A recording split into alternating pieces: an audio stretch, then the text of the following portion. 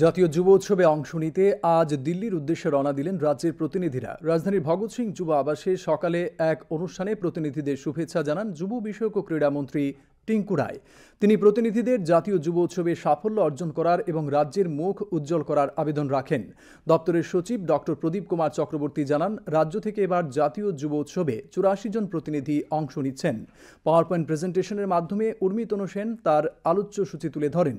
দিল্লিতে সে বিকশিত Bharat young leader ক্যাটাগরিতে রাজ্যের প্রতিনিধিত্ব করবেন।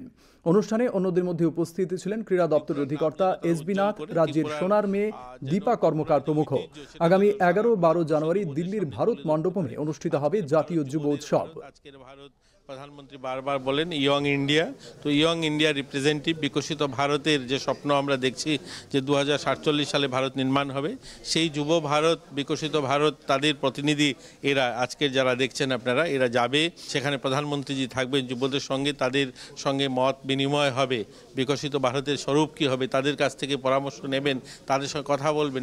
এটা যেটা Narendra Modi first time implement করেছে, একটা ইউথ আমাদের ইন্ডিয়ার মধ্যে সবচেয়ে বেশি পরিমাণ ইউথরাই থাকে, তো তাদের ট্যালেন্টেড ইউথরাকে একটা সেমিনারে এনে তাদের আইডিয়াসগুলো ইন 2047-এ ইমপ্লিমেন্ট করার জন্য আমাদেরকে এদিকে ডাকা হয়েছে। And I am very much honoured that I have got a chance in here.